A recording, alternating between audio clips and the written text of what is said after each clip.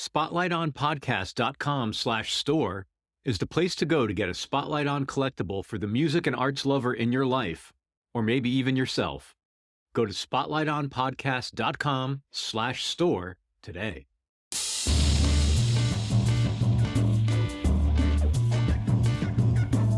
Hello and welcome to Spotlight On, a production of 23 Media Ventures. I'm your host, Lawrence Purrier. Today, the spotlight shines on drummer and composer Devin Gray. Like me, Devin is a born New Englander who made his way to Brooklyn. Though unlike me, he splits his time between Brooklyn and Berlin. Devin has performed with Spotlight On alumni Angelica, Sanchez, and Satoko Fuji, as well as a who's who of the creative music scene. David Liebman, Sylvie Couvoisier, Tim Berne, Nate Wooley, and many others. Our conversation ranged from Devin's earliest exposures to music, his self-taught approach to drumming, genre divisions in music, local and regional art scenes, the different approaches to arts funding he's encountered in the US and Europe, the appeal of creating an artistic universe of work, sincerity and authenticity, and so much more. Devin will be performing in Seattle in the next few days, and I hope to continue our conversation then. Enjoy.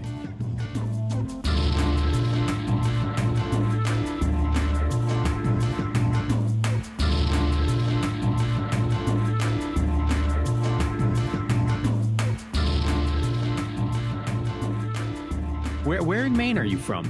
Just outside of Portland, like 15 minutes, which is really nice. It's a little town called Yarmouth. It's a coastal town. Yeah. They have a great radio station. They're kind of like an old-timey radio station. It's a jazz thing. Yeah, actually, you know exactly what you're talking about. It's like a ragtime, like... Yeah. I've spent a lot of time in Casco Bay at a little island called Chebeague. I grew up like on boats. So like my dad is like into the sailboat thing. We would boat between all the Casco Bay Islands. So that was pretty cool. Yeah, I know we're not supposed to talk about Chebeague publicly, lest anybody find out about it. What? No, right. Well, but I mean, you know, you got Little Diamond. We used to sail to them and camp, like Shark Cove comes to mind.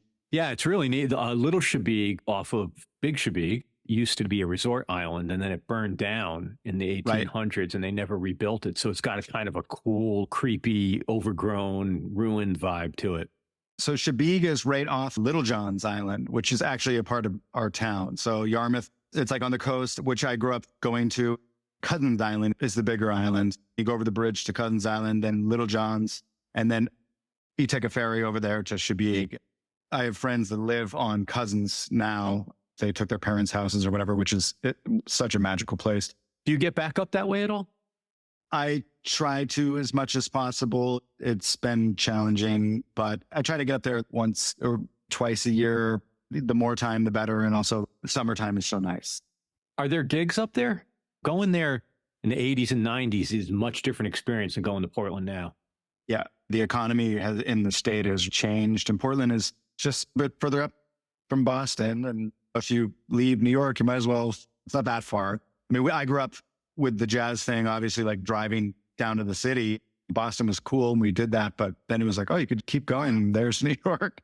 Over the years of me going back to Maine, it was always like, oh yeah, it's still, beers are cheap. And but now it's not really the case with the tech stuff everywhere and everyone working at home. The prices have definitely jumped. And also because it's just such a beautiful place that it's like people want to actually live there, which is kind of what my family never did, which was they never left. They're born and raised Mainers, and that's their stuff, you know? Yeah. So, yeah. But I did the opposite. I went as far away as I could.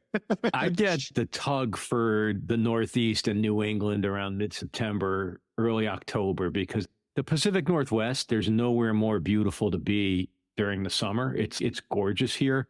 But something about autumn in the Northeast is just so magical. People who have never experienced autumn in New York or New England don't know what they've missed. It's true. Especially upstate New York. I missed that, actually. Growing up where you did, what was your on-ramp to music? What was your first exposure, both in terms of like pedagogy as well as just what were you filling your head with? The quick story is music comes through my dad's side of the family. Mostly his father, my grandfather, was into music and mostly classical music. but as a profession was an accountant because he had a family and needed to make a living. But I think secretly he would have liked to have been a musician, is kind of the street story, and with connections to Boston in his younger days. And so he was always playing piano, had 2 grand pianos at the farm up in the middle of nowhere in Maine, started writing music and played brass instruments, euphonium, trombones, and kind of had this whole like philosophical, he's writer, researcher, pretty deep dude. So I was exposed to that kind of energy, like really young, when all of a sudden it was like, oh, Devin's interested in music. So you should talk to him. And that was really kind of a interesting kind of collision, mostly just because I was dealing with an older man about I was really young. Actually, he was the first one that got 2 CDs. This was late 80s, early 90s, when I was, 7, 8, something like this. And our grandfather got a Gene Krupa and a Buddy Rich record and said, oh, you want to play drums? Here's 2 records. And those were the first records that I had. And I'm not making that up. And it was like, I was listening and I was very interested in sound anyway. And so I still know those records deeply to this day. So yeah, that's kind of how it started, and wasn't really immediately in my family, but it got passed through the family, which was very cool. What was the appeal of the drums? Like, how did the family know you were into drums, and were you listening to pop music, or were you just like one of those kids that started banging on the Tupperware? Like, how did that manifest? A little bit of banging on things, but also the really fun part about my town and also my neighborhood was I grew up on a little bit of a hill, and down the hill, there was like a big barn where this older drummer would play, and he would actually have rehearsals, and we could hear it from our house, which didn't bother me at all, but may not have bothered the neighbors. But there's a house above ours, and they could also hear him. He went a lot of years, and then he eventually moved or whatever. And then I started playing drums, and then those neighbors heard all of that. And so finally, when I eventually moved out, and I actually don't have drums there, those neighbors were finally like, okay, now we can be friends with your parents, because all the drummers are gone. But to answer the question more directly, yeah, I really remember hearing that sound like from outside of the house and being like, wow, like music in the air. And also being in Maine, it's kind of quiet. And so when you hear melody, when you hear sound, for me growing up, it was like, it really stuck out. And I just immediately gravitated to it. Something with the sound of the drums coming out of that empty space that I was just like, that is what I feel. Like, I remember a couple other occasions of friends, and they had drum kits in the basement. Every time I was just losing my mind because of the sound. It's the coolest thing. You can get your body to move and make cool sounds like this. Like, yeah, can I do this for the rest of my life? And the answer is, I'm trying to. Oh, yeah. Are drums the only instrument you've taken formal lessons on, or like, were you one of those kids that started with the piano and all that stuff?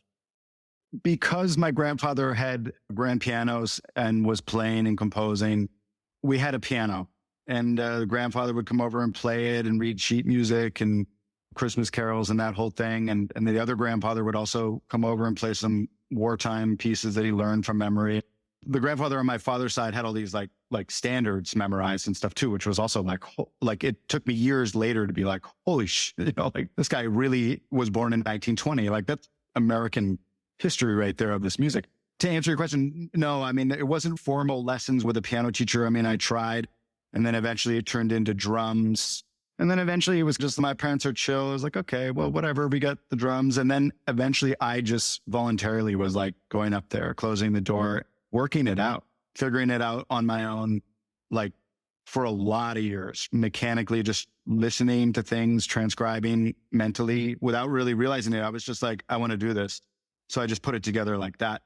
Long before then getting like serious musical theory training, and then that leading to like, oh, I think I'm going to go study music at a classical conservatory, and then having serious teachers and being like deep in academia in music. So it was really like a weird path, but I feel lucky that it happened that way. Very like, not sensitive, but just lightly supporting, but no agenda slamming from my parents. Just kind of like, yeah, sure, you're not going to actually do this. And then over the years, they were kind of like, oh, actually, he really like, he really likes this. Like, So yeah, it was more like that. And then of course I had to cram because I didn't know my major scales. I didn't know, I didn't. So especially as the drum thing with the harmonic thing, it really took a lot of years of like, okay, I really had to catch up to the rest of the pedagogical pathways, normal pathways, I should say. Yeah. So what was the high school experience with music? Like, did your school have band, or did you play with kids outside of school? Like, what was that all about for you?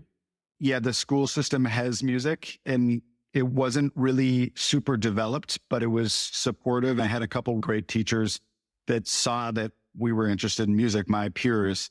I had maybe 4 or 5, 6 people around me that were pretty into music, and we would play outside of school, in the jazz bands. We did state competitions, the whole thing. Outside of that, we were like really trying to figure these things out, learning the history of like jazz or whatever in the United States. And we had this camp called Maine Jazz Camp, end of middle school, early high school, where all the teachers are New York jazz musicians. And they would come up to kind of to the middle of nowhere in Farmington, Maine. And there's this super cool crew of people. I'm sure you know them. I've seen some of the people on your list, and they were teaching. And we were immediately watching these concerts when we were in 8th grade of like, oh, that's heavy. I don't know, Tony Malaby shredding with Jeff Williams, who played with everybody. And we were like, whoa, wait, we like music. Our brains were exploded by this, buying their records, getting immediately into the New York sound when we were like 14, 15, 16, because that's what the whole point was. Here's the camp. You want to go to a mountain biking camp, or do you want to go to a jazz camp? We went to the jazz camp. And then all of our peer group was just, so the school thing, like in the public school, it was way behind that. I mean, I'm not sure what could be on that level anyway in a public school system where, yeah, I mean, that's the outside whole of a point. university system. Yeah, Exactly. It was kind of like already university. So by the time I realized I was going to go to college for it, it was like, this makes total sense on a lot of levels. So for me, the path into like improvising and standards and the history, they were talking to us about Duke Ellington and his orchestra and looking at all these things. You know, we were too young, but we were dealing with it because it was like, we love music and you guys love music. So we're just working on music. And that was very organic and beautiful. And where did you study for college? Did you say you went to Curtis, or am I making that up? No, I went to Peabody Conservatory of Music in Baltimore, Maryland. Oh, so heavy conservatory, like not music school, like conservatory. Yeah, which I was half looking at business schools because that's my dad's kind of zone, and then also half music schools. By the time we linked up the jazz camp teachers with some conservatory teachers, they were like, you need to go there. Like, with these teachers that are teaching there are ridiculous. Then it just became clear that I needed to continue studying music because I had so much of a passion for it already so early. I mean, my parents were a little bit worried because I was like, no, you can't just do that, you know? And I was like, no, yes, I can. Like, I'm just going to keep doing it. Did you like conservatory? No, but yes, it's weird because the school that I went to was just starting a jazz program. And so it was like a really strange collision of pedagogical histories where like kind of the classical musicians and teachers and admin and the whole thing were like, we have no idea. Actually, we don't know anything about jazz. It's kind of what started to become very clear and then of course they hired like incredible jazz teachers that have been playing in Miles's band and like people that really have street cred, you know, people that are full-time professional jazz musicians, very important in the history. And those were our teachers. So it was this kind of weird collision. I didn't really have exposure to classical musicians or classical pedagogy, like the zone that these musicians were brought up in. That's just not where I was coming from. I was coming from improvising, building it up from the ground, listening, playing with people. So it was a weird collision at that school. But then after that, I decided to go to master's school. So I went to Manhattan School of Music. And that was just like a whole other level of jazz education in academia, which had been around maybe since 80s or 90s. I think 80s, they started that. And there, both the classical and the jazz program kind of were actually working together. Yeah. You know, Peabody was a little collision. New York was like, okay, we know that Miles Davis was in this building back in the day and then did some stuff. So, you know, it's just a different feeling. And I got a lot out of both. Very different, but good experiences at the end of the day for me. Yeah. I love talking to artists about that era in their lives and the different spectrum of undergrad and graduate experiences, from whether it's a classical or you articulated a lot of time, the classical programs, they struggle to understand the interface with jazz and creative music, or in some cases are hostile to it. The teachers don't want their students improvising, or something on the other hand, where the schools have a tradition of leaning into modern music and experimental music. And it's just so fascinating how it's so institution specific. Well, it's been a minute since I've been in those situations, but I feel like it's probably progressed a lot with things opening up. It's kind of like, what is American classical music? Where we start to have those types of conversations. For me, it's not European classical music. Like, not that it really matters, but the more I think about the history of some of these musical developments, improvising might be a little bit more in the American nature in the history for me. So, studying European classical music in a school in America is like, that's cool. It's all cool. It's all cool. All information is good information. I personally don't care. But then in a certain level, it's like, okay, but maybe these places are starting to open up to the fact that all music is just music, right? So does it really matter how we divide it? Like the first chair violinist should be able to shred over some Coltrane changes at some point, just like the first chair saxophonist can play like all the Bach partitas or whatever. There shouldn't really be a division limiting knowledge of music. That's my only point I'm trying to make.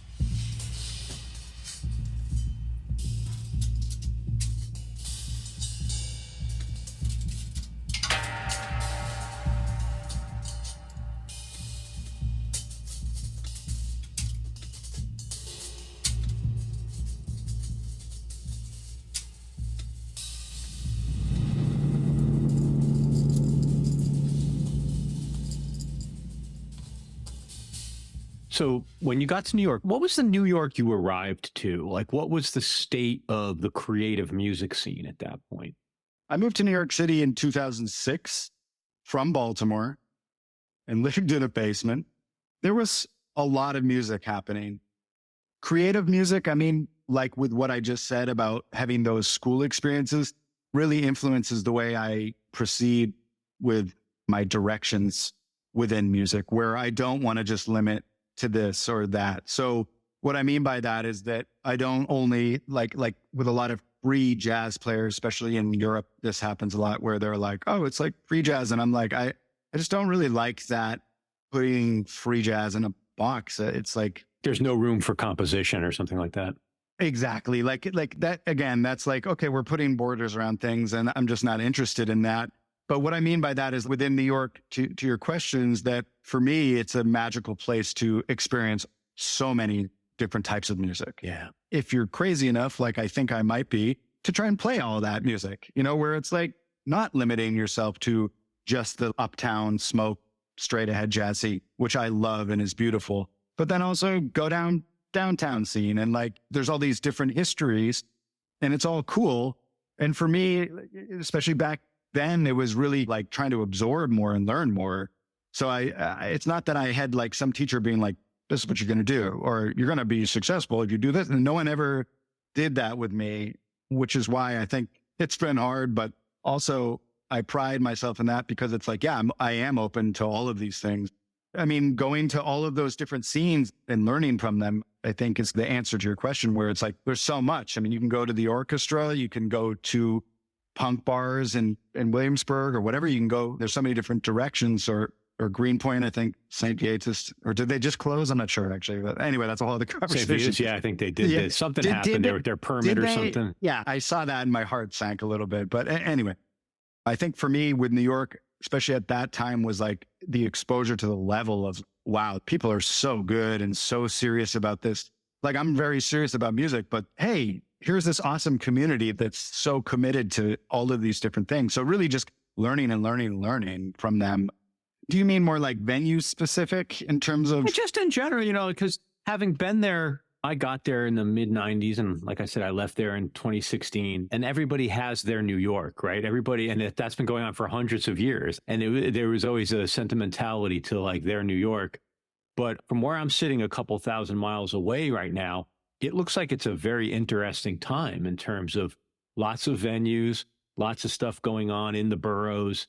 Just if you want to play and if you want to gig, and you're not like, if every gig doesn't need to be Carnegie Hall, there's a lot of places to play and a lot of opportunity to play. And I talk to a lot of musicians here who might play a bar in Gowanus on a Monday and then play a slightly bigger gig in town on the weekend. And it's like, it's all good. It's just so many opportunities to be on stage.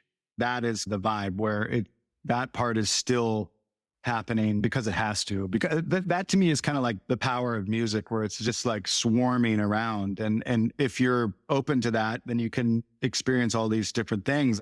If I was a little bit nostalgic for something for New York, for me, it would be like Cornelia Street Cafe in the West Village. That was a very important place for me right when I moved to New York.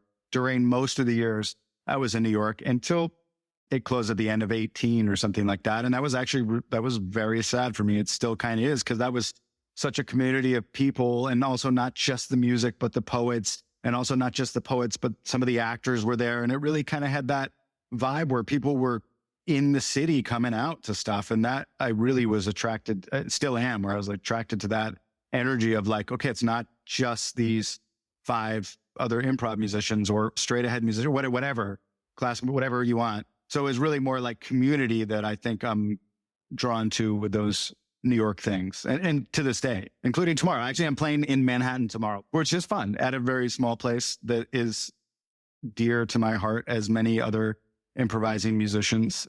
Since you brought it up, talk to me a little bit about what's the story with your relationship with Berlin? Is it a personal thing, or is it, because I know there's a very vibrant, interesting scene right now in Berlin. I talk to a lot of artists that are straddling, I clumsily call it like an electroacoustic realm of like improvised music meets electronics, like really interesting stuff. Yeah, I first went to Berlin in 2006 on tour, which was also right when I moved to New York. So that was also kind of crazy time to be in Berlin. And I remember we played one gig at a venue that's still there, that's super cool. And I remember walking around before the gig and being like, whoa, like what is going on here, especially coming from New York, where everything's kind of blah, blah, blah, blah, blah. And it was just like, okay, this is insane. I'm going to remember this. And so that was 2006. And then around 2011, I was getting that itch from New York. It's like, okay, it's kind of hard. It's really hot in the summer. I need to just go somewhere else. I think in 2012, I started subletting in Berlin. I was like, oh, cool. I can sublet my room in New York, and I can just go sublet somebody else's room in Berlin. Let me just dive in and see whatever, go over there for a month just to check it out, and digging it. It's really a lot of energy, very different, but cool, very cool energy. Still is. That just fast forwarded to going more and more and more. And now I'm basically commuting between New York and Berlin. I started playing there kind of 2012 on tour from New York, and then would go back, hang out. Then I started playing there and playing the gigs with the scenes and meeting all the people, Germans, Europeans, just everybody from everywhere, which was like, oh, this kind of feels like New York, like where everyone's just from everywhere. And this is not a big party, but just like an awesome family of artists and musicians, and, just tons of stuff going on. Also, they fund things, and that keeps the movement going. And I'm not talking about just getting paid. I'm just talking about like every other scene too, where it's like, there's a lot of activity, which is beautiful to see the arts being supported in these kind of societal governmental ways, which, yeah, full disclosure, I'd like to see more of that in the United States. Yeah, it's interesting because I do speak to a lot of artists, both from the States and obviously outside of. It's so stark the ways that even if you wanted to just, apply for a grant to make an album, like you can do that in certain places. And I know there's pockets around the country where there's private funding or regional arts groups, but it's the exception, not the rule here. And it's really tragic. was interesting though. Someone that you played with who I just recently spoke with was Satoko Fuji. Cool. And she was telling me that it's even worse in Japan. Like there's no support for the arts at all. And there's very little commercial opportunity right now. Her personality was not like, she wasn't defeatist in any way, just very matter of fact that it's tough to be a working artist. Like you have to, even more so than here, you have to make your own universe. You have to really just constantly work and create your own thing, because it's not there. It's not sitting there waiting for you. Yeah. Keeping an eye on the European side of things, I must say that I first went to Europe in 2000, like in general, was 20 years ago. So 2004 was the first time I left the US to go specifically to Europe for music, because I met this Swedish friend in Baltimore when we were studying. And he's like, yeah, come on over to Stockholm and check it out. And I was like, Mom, Dad, should I? They're like, yeah, go, whatever. And that immediately started changing. Oh, we need a bass amp for the band. Okay, just write a little letter. And a week later, you got a bass amp. And I was like, what? Like, wait, what is this? like my brain is upside down. Here I am, like raking blueberries at my grandfather's farm to buy a cymbal in Maine, which is true, and then these guys are just like, yeah, that's what that money is for. That's why we're paying taxes, because that money actually goes back to the people and actually does something for them. And they see it. And that's why they're cool with it, because it helps them. Anyway, I don't want to get too deep into that, but Satoko is awesome. We've played in Berlin, actually, the three of us, Natsuki, and then they were in Berlin for a while. Oh, that's right. They were in Berlin for a while. I forgot about that. They were, I don't know when that was, maybe 2014, 15, something like this. I mean, again, a lot of those, early Berlin years are kind of a little bit wobbly for me, but in the greatest ways. But I don't know so much about the Japan thing. I've only been there to play and tour, and that's a little bit different. And usually it's hooked up. But the European support, starting in academia, even speaking of in Sweden, they were in school where they are getting help making recordings as a part of their learning. I realized these places are really like trying to teach them what they actually are going to do anyway. And then I see like a big disconnect within the US way of thinking about learning, where it's like, but we're learning all this stuff that actually isn't functional by the time you finish. I mean, it's not always like that. I'd say it's probably changed. I know Manhattan School of Music specifically started like a entrepreneurial kind of like class thing. And they got a teacher specifically start talking about like, hey, wait, this is how you open up a Instagram profile. You might need to learn how to do that. So in a weird way, it's behind in one way, but then also in other ways with the music, every place is a little bit different. We'll be back with more Spotlight On right after this break. Did you know that Spotlight On is completely self-funded by the team that produces it? We're looking for ways to keep the podcast self-sufficient without sacrificing the listener experience or the integrity of the show. The best way we could think of was to ask for the support of our listeners. Please consider making a donation to help cover our annual operating expenses. Go to spotlightonpodcast.com and click the word donate. If you can, please do. And if you cannot, please continue to enjoy the show. We're happy to have you as a listener. Thanks. And now, back to Spotlight On. So let's talk about Most Definitely. In addition to the music, one of the things that really struck me was how much supplemental sort of material there is. You wrote a fair bit in terms of liner notes and artist statement. As part of preparing for our time together, I was given a bunch of stuff, some video and other material. The video was really illuminating to watch, because obviously when you're listening to the music, for me, I had so many questions around like, how many limbs does Devin have? And how many does he use at any given time? I'm sort of like a process nerd anyway. So I was just curious as to like, what does this look like? What's happening right now? And if anything, I thought they made very compelling sort of advertisements for the live performance, because to see you playing and standing up and manipulating the electronics, and just, it's hard to imagine what you're getting when you think I'm going to go see a drummer in a solo performance. And I don't know what it conjures for people, but seeing the video was really fun and neat. So I very much enjoyed that. But there's a bunch of stuff that stood out for me in some of the things you wrote or things I read that you said in other places. One of the things I wanted to ask you about, it comes up a lot, is the notion of sincerity. I've seen you use that word a lot in response to interview questions and in your approach. What does sincerity mean to you? And like, is that in opposition to irony? Could you unpack sincerity for me? Wow, so many things come to mind with all of what you just said. It's overwhelming. I think for me, which I'm going to link the sincerity thing into kind of the title of Most Definitely, which obviously there's a lot of different implications of Most Definitely. And people, oh, how did you come up with this name?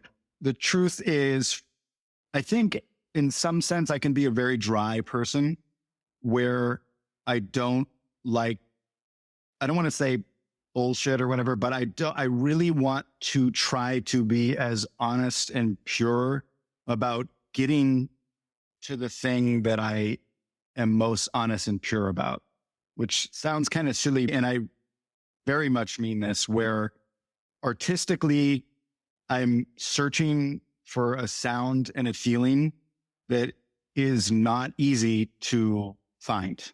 And it's not easy to grab. It's not easy to replicate. It's not easy to make. It's very slippery.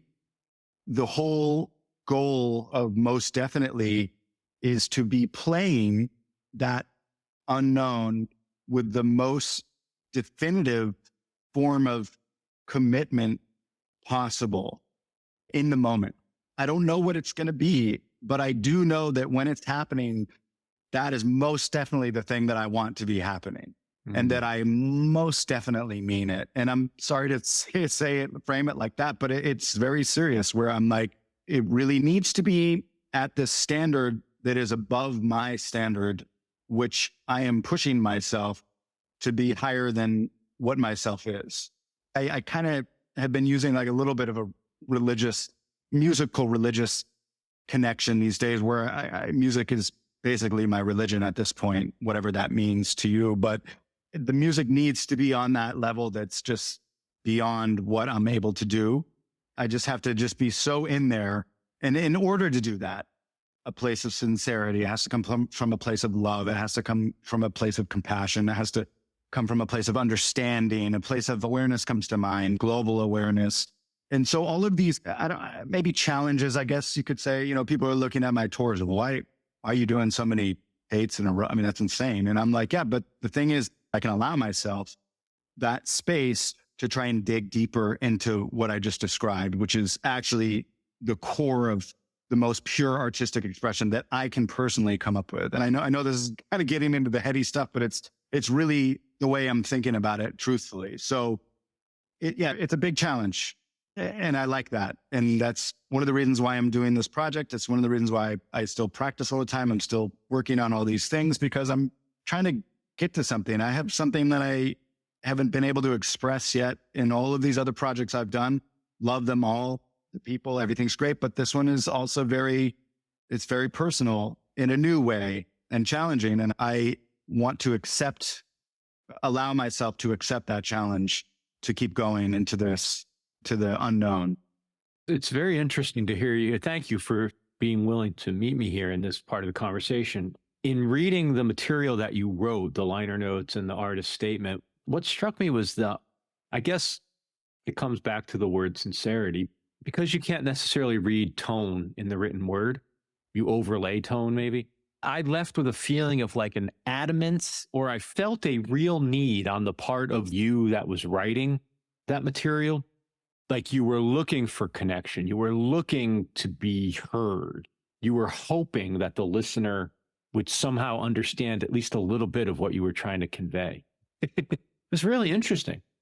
Thank you. I mean, I think anybody that's willing to take this music, and not just music, but art and expression and truths in these human expressions, this serious as yourself, by doing all these things, it's very valuable that people take them serious. Every listener is very valuable. And I think that it's a very delicate process to be making art. And I think maybe some of the things that you were reading were probably me being very vulnerable to the fact that it's like I'm putting out a solo drum record. It's like, yeah. Even last night, I played in Brooklyn last night, and I overheard as I was setting up, oh, it was like a drum solo, and it was funny because in the back of my mind, I was thinking, oh yeah, it kind of is what I'm doing. It's a little absurd. It is. And now to go back to something you said before, because I wanted to comment on it. It's funny. I'm also with a lot of other influences, and especially with a live setting, which gives me a lot of fuel every day to continue doing a solo drum performance, is that I'm not just playing acoustic drums. I have samples. I have these things and statements that I also want to share. I have an activist from the 70s, 80s, 90s interviews. I have Sun Ra clips, but these are all things that I want people to hear in addition to this whole process. So it's obviously it's not just me just playing drums. That's totally cool. It's a beautiful art form. But also, what about Berlin and the techno club and what that means on a political left of center activist standpoint? So you can't really just exclude modern things that are happening. And with technology and my little setup that I've been working on and designing, I'm kind of like, no, I'm just DJing. Like, here's the DJ part. And here's like some really different things that I'm broadcasting that I can't just do with just the drums. I mean, I can imagine them. I can think of them and transmit them in a metaphysical way, but to actually perform them and just deliver them, I feel really good about that. For example, gun violence. I have some segments talking about statistics of gun violence in the United States in the last couple of years. And I'm just pressing play and improvising with it. It's not that I'm playing the rhythms of the guy talking about it. That's cool. People do that. But I'm like sitting there on a sociological level going, this is not Fox News, but this is my news that I truly, sincerely believe in, that I can broadcast this out. For example, if we start talking about Gaza and all that stuff, I don't want to go too crazy into it, but I decided I needed to have a statement in there. And then performing that in different countries at different times since October 7th has had some very interesting performance dynamics with festivals, with audiences. That's been very interesting. And that's not just, okay, now I'm playing drums. That's like, it's kind of like one show, but it's not just a DJ, but it's not just a drummer. It's actually like a package that I feel really good about. It's just a very honest expression that I want to deliver to audiences, which is another reason why I'm doing this like I'm doing it now with this project specifically. So sorry, that all helps me understand something else I wanted to ask you about. There was another statement you made about why now to make a solo drum recording and to do this work live. And the quote, you said something to the effect of, it took you all this time to be able to face the situation truthfully.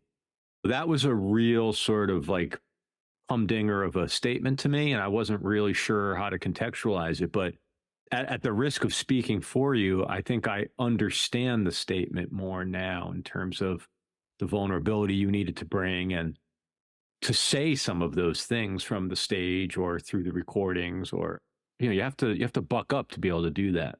Without a doubt, I think for me, especially being so obsessed with music, I was pretty in the academic thing. I probably could have continued into a PhD, but I really wanted to move on to playing, which is where it's at for me. But yeah, humdinger. I think to me, it's about a responsibility and being like, I personally don't think I was mature enough as a person 10 years ago to be able to do what I'm doing now. And I'll probably say that 10 years from now, but I really believe that, where it's like, yeah, I didn't have enough stuff together. Maybe not musically, but maybe not socially, maybe not historically, maybe not global historically, or just more perspectives.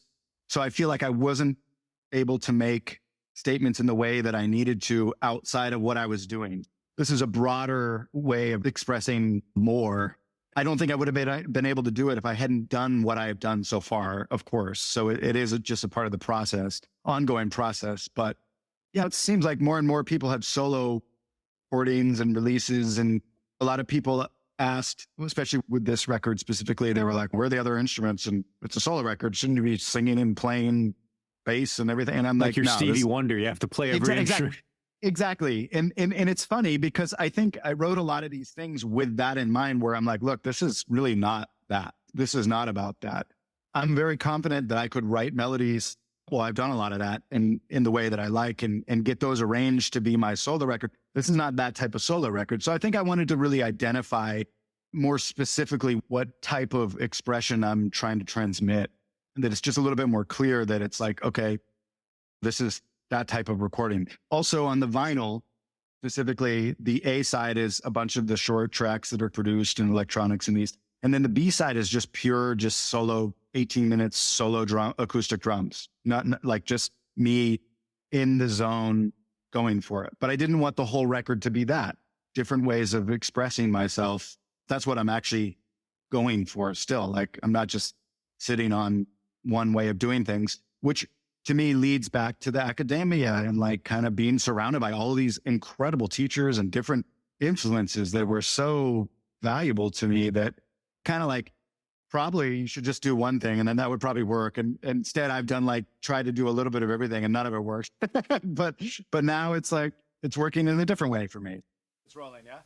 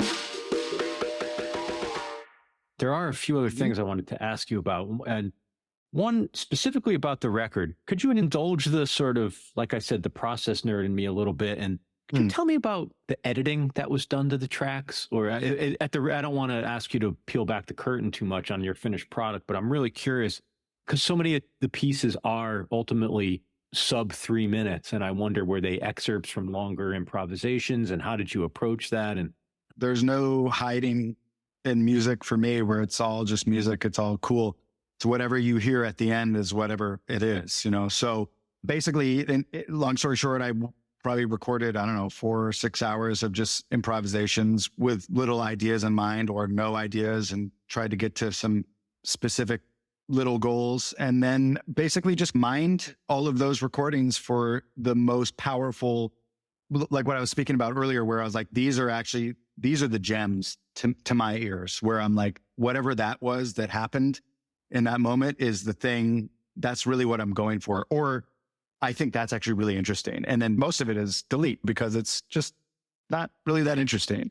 And so by putting out a lot of music that I've done or been around for a lot of years is that I want people to hear directly the idea. It doesn't need to be like with pop music. It's like pretty obvious immediately. And with improvised music, I don't think it necessarily has to be hidden, but you could just express the idea immediately, even if it's like in whatever shape or form of improvisational, whatever. So that being said, I think editing has to do, a little bit of glitchy, which has to do with a lot of the electronics that I'm using live, and mostly just like a sound of feeling that I was interested in, that I'm still interested in, you know. And it's funny because some of the promoters and folks are like, well, is this what it sounds like live? Are they 1 minute tracks? And I was like, yes, no, but you know, it could. You'll see when I get there. Yeah, totally. At the end of the day, I'm an improviser. And that's, like I said, that's what makes it really hard. Whereas like, I have some goals and stuff, and it's not like a starting from nowhere. But by the way, what's the right answer? Like, you were going to show, like, were the promoters saying to Coltrane, are you really going to come play a 30-minute version of My Favorite Things with a 12-minute bass solo to open it? I don't know if I'm going to book that.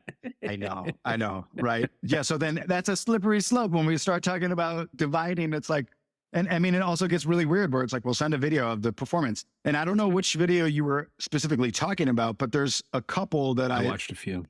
Yeah, cool. I think it's really cool that you did, that those influenced you, because for me, I only want to share the videos that are doing what I was just talking about with the record, where it's like, yeah, I still stand by these ideas. And there's a couple things on YouTube, and I'm like, those videos are actually it. So I'm happy to share those, but everything else doesn't need to be on there. But yeah, anyway. Because you talk about listening so much and the importance of listening to you, and just, there seems to be like this real practical and philosophical milieu for you around listening. I wanted to share an anecdote with you, which was, I listened to the album. I've only listened to it digitally. I have access to it on Bandcamp like everyone else. And my most recent listening through before our call this morning, I was where I'm sitting now, and you could probably tell by the way the light's hitting me. I have a window right off to my side. I had been taking some notes, doing some prep work, but I sat back and the volume was such that the music was very much mixed with the ambient sounds of the world around me. And I was sitting here, and I live not far from the airport, so I could kind of hear an airplane. And then a little bit further away, there's a daycare center, and I could hear kids running around. And it was all mixed in with the music. And then very subtly, the sound of like bells or chimes came through. It was the track case by case. And there was a moment, there was like a 30 or 60-second moment where it was all happening at the same time. And it all mixed very organically. It was, as a listener, it was a very magical moment. I'm not fishing for a reaction or anything. I wanted to share that with you because, again, I know how important the act of listening is to you. And so I had a very special moment. Thank you for sharing that. That's basically everything right there. That is everything, where it's you experienced music and had an incredible moment with it. It doesn't matter if it's my music or Coltrane's music or whatever. That's how I feel, where I'm trying to feel that with music, like living with music as that relationship with music. And so that you had that experience is so beautiful. I really, like, that to me that's it. Like sound and like the feeling that the sound gives you, no matter how it comes at you or where or whatever, especially with the New Yorkness. It's like, yeah, it's all mixed. Like everything should be mixed. Everybody should just be cool with everybody. And we're all one. I mean, I don't want to get all into that too much, but let's be real. We're all just humans. So sound is sound. And then you can kind of decide to control it in whatever way you want. Yeah. But that's beautiful. Case by case. Yeah. It was really incredible. And by the way, that's something I loved about New York, was like keeping the volume on the earbuds such that you could still hear the outside world. Because I never wanted to tune out New York. Like, why would you spend all that money on rent just to tune it out? I actually wear these a lot with them on, but no sound. And I'm just like chilling around, hearing different things. Yeah, it's amazing. Thank you so much for your time. I really appreciate it. Thank you. It was incredible to chat with you. I really appreciate your work, and thank you for taking the time to listen to, not just to me right now, but also to the music and all the artists that you're supporting. So thank you. Thank you so much, Devin Gray. And as always, thank you for listening to Spotlight On, a production of 23 Media Ventures. I'm your host and executive producer, Lawrence Purrier. We're produced and edited by Michael Donaldson, with theme music by Q-Burn's Abstract Message. If you'd like to support our work, please rate and review us wherever you listen to podcasts, and then visit us online at spotlightonpodcast.com. There you'll find our free episode archive, weekly postings on our official blog, our online store, and a link to make a donation to support our work. Thanks for listening, be safe, and stay in touch.